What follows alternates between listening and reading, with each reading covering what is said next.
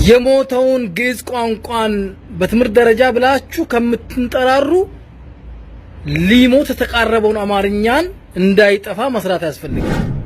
የሞተ ቋንቋ ነው ተብሎ እንዲሞት ከመፍቀድ እንዲድን መሰራቱ ላይ ለምን ተቃውሞ በዛበት? ይህ የግዕዝ ቋንቋ ላይ እየተነሱ ላሉ ተቃውሞዎች የተሰጠ ምክንያታዊ እንደ አንድ ኢትዮጵያዊ ዜጋ ሐሳብ አስተያየት ነው። ሁሉም ብሔረሰብ የራሱን ቋንቋ እየወደደ ነው፣ ባህሉን እያከበረ ነው። አማርኛ ሁለተኛ ሶስተኛ ቋንቋ ሳይሆን በፊት የአማርኛ ቋንቋ እንዳይጠፋ ስሩ። ግዕዝ ቋንቋ ጥንቆላን ነው የሚያስተምረው። ግዕዝ ቋንቋ ምንም አይነት በኢትዮጵያ ሕዝብ ደረጃ የሚያስወድደው አስፈላጊነቱ የሚታየው ኢትዮጵያዊ የለም። ስለዚህ ይሄን ታሳቢ ያደረገ ስራ መስራት ተገቢ ነው። የተወደዳችሁ ውድ ክርስቲያኖች ይህ ቪዲዮ እናንተ ጋር ከደረሰ ኃይል ስጡት። በደንብ ረገጥ አድርጋችሁ ሼር፣ ኮፒ ሊንክ አድርጉልኝ። በተቻላችሁ መጠን ይህ ቪዲዮ ኃይል ይኖረው ለአንዴና ለመጨረሻ ጊዜ ለሙስሊሞች ይድረስልኝ። የግዕዝ ቋንቋ በትምህርት ደረጃ ሊሰጥ ነው በአማራ ክልል። በጣም ደስ ብሎናል። ደግሞ ይሄንን ነገር ደግሞ የአማራ ክልል አስተዳደሮች፣ ትምህርት ሚኒስተሮች ፈቅደዋል። ይሰጣል የትምህርት አስተምሮ ማለት ነው። ግዕዝ ቋንቋ ትልቁ ነገር እስላሞች ላይ ጆሮአቸው ላይ የሚያቃጭለው ነገር ምንድነው? ግዕዝኛ ከተማሩ የቤተክርስቲያንን እውነታ የሆኑ ሚስጥራትን ያውቃሉ።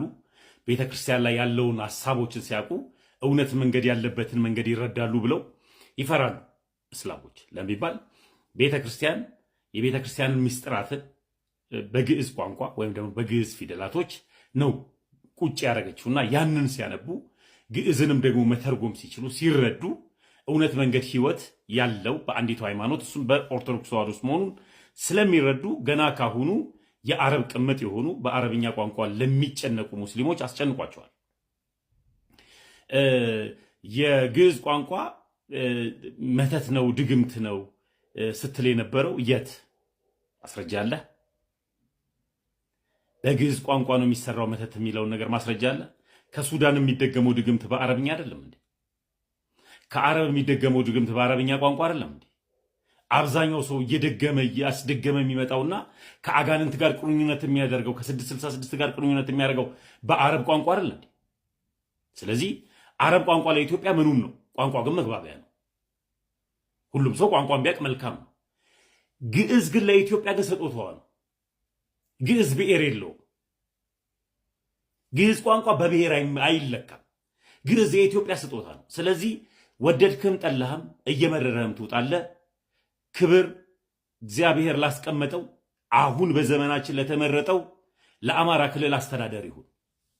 ግዕዝ ቋንቋ በትምህርት ደረጃ ይሰጣል።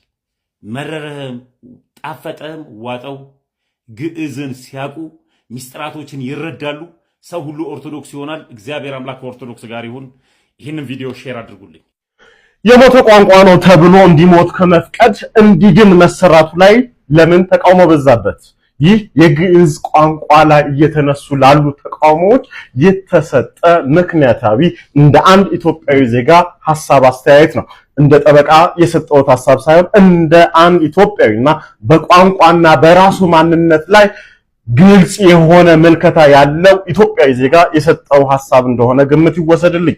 እንግዲህ እንደምታስታውሱት የተከበሩ ዶክተር በድሉ ዋቅጅራ ለቢቢሲ በሰጡት አንድ ሐሳብ ላይ የግዕዝ ቋንቋ ሞቷል፣ ግዕዝ ቋንቋ ለልጆች ማስተማር ጊዜን ማባከን ነው፣ ቋንቋውን ለጥናት ዓላማ ለሚጠቀሙ ሰዎች ብቻ በፈቃደኝነት ላይ መሰረት በተደረገ ሁኔታ ሊማሩ ይገባል በሚል ያነሷቸውን ሐሳቦች በተመለከተ ምክንያታዊ በሆነ መልኩ መሞገት አግባብነት ስላለው ነው የተገኘው ማለት ነው። ከመሰረቱ የግዕዝ ቋንቋ ሁሉን ያቀፈ በመሆኑ በስነ ልሳን፣ በታሪክ፣ በስነሰብ፣ በኪነ ጥበብ፣ በስነ ጽሁፍ፣ በጥናትና ምርምሮች በተለየ መልኩ አገልግሎት ላይ እየዋለ ያለ ጣፋጭ ቋንቋ ነው። ጣፋጭ ለዛውም እያንዳንዱ ምልክቶች የራሱ የሆነ ትርጓሜ ያላቸው፣ እያንዳንዱ ነገር ከሰውነት ጋር የተሰናሰሉ ለጥናትና ምርምር ለማንነት መገለጫዎች ምክንያት የሆነ መሆኑን ማወቅ ይህ ተገቢ ነው ብዬ አስባለሁ። ሌላው ግዕዝ ቋንቋ ለኛ ለኢትዮጵያውያን እንደ ሀገር ለሀገር ኩራት ነው፣ የማንነት መገለጫ ነው። ኢትዮጵያችን ራሷን፣ ዕውቀቷን፣ ትምህርቷን፣ ታሪኳን የጻፈችበት ቋንቋ ግዕዝ ነው። ዛሬ ላይ በተለያየ መልኩ ሀገራችንና ማንነታችን ለማጥፋት የተነሱ ግለሰቦች ወይም ደግሞ ሀገራትም የወሰዱትና የወረሱት እያንዳንዷን ጥበቧ ከግዕዝ ቃል ነው፣ ከግዕዝ መጻሕፍቶቿ ነው፣ ከግዕዝ ድርሳናቶቿ ናቸው ማለት ነው። ይህንን አላወቁም ብሎ መገመት ይህንን ምሁር ዘበት ነው የሚሆንብኝ። ምክንያቱም እነዚህ እሳቸው በጻፏቸው የአማርኛ ድርሳናት እንዲሁም ደግሞ የጥበብ ጽሑፎቻቸውና የግጥም መድብሎቻቸው ላይ አብዛኛው ፊደል የተጠቀሙት የግዕዝ ፊደል ነው። ስለዚህ የግዕዝ ፊደል የጥበብ መገለጫ ነው፣ የምርምር መገለጫ ነው፣ የእውቀት ማዕከል ነው። ይህንን የእውቀት ማዕከል ግን እንደሞተ አድርጎ መግለጽ ምክንያታዊነት ይጎለዋል ማለት ነው። ስለሆነም እንደ ሀገር ቅርሷም ስለሆነ ሊታወቅና ሊመረመር እንደሚገባ የሀገራችንም ሁለንተናዊ መገለጫዋ ብቻም ሳይሆን ሕያው ልሳኗ ግዕዝ ቋንቋ ነው። ስለዚህ ግዕዝ ቋንቋን ሞቷል ለማለት የማስችላቸው ምክንያቶችን ልግለጽ። እሳቸው ያነሱት 25000 ቋንቋ ከ5000 በታች የሆነ ተናጋሪ ካለ ቋንቋው ሞቷል፣ አሊያም ደግሞ የአፍ መፍቻ ቋንቋ ተናጋሪ የሌለ እንደሆነ ቋንቋው ሞቷል ብለዋል። ይህ ቋንቋ እሳቸው በአንድ አካባቢ ስላልተነገረ ብቻ እንደሞተ አደረጉ እንጂ በመላ ሀገራችንና በመላ ዓለም የሚነገር ቋንቋ ነው። ይህ ግዕዝ በአብነት ትምህርት ቤቶች የአፍ መፍቻ ቋንቋ ግዕዝ ነው። በኢትዮጵያ ኦርቶዶክስ ተዋሕዶ ቤተክርስቲያንም ሆነ ደግሞ በካቶሊካዊት ቤተክርስቲያን የአምልኮ ስርዓት መከወኛ ቋንቋ ግዕዝ ነው። ምክንያቱም ሰማያዊ ቋንቋ ነው ተብሎም ስለሚታሰብ ማለት ነው። ስለዚህ ቋንቋው አልሞተም። ይህ ብቻም አይደለም፣ ለጥናትና ምርምር በዚያም ባለፈ ደግሞ በዓለም አቀፍ ታላላቅ ዩኒቨርሲቲዎች ጭምር ቋንቋው በስፋት እንዲሰራጭና ለጥናትና ምርምር ምክንያት እንዲሆንም የቀረበ ነው። ስለሆነም ይህ የግዕዝ ጣፋጭ ቋንቋ አልሞተም ማለት ነው።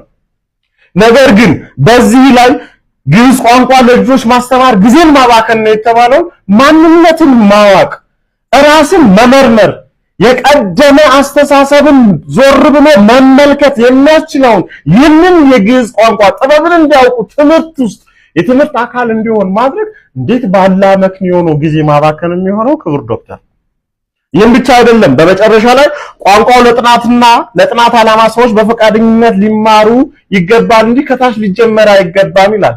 እንግዲህ ጣሊያንኛ እየተማረን፣ ፈረንሳይኛ እየተማረን፣ አረብኛ እየተማረን በአገር ውስጥ ያሉ ሌሎችንም ቋንቋዎች ከ80 በላይ የሚሆኑ ቋንቋዎችን እየተማረን ምን ነው ግዕዝ ቋንቋ ላይ በትራችሁን ጡንቻችሁን አበዛችሁ አነሳችሁ?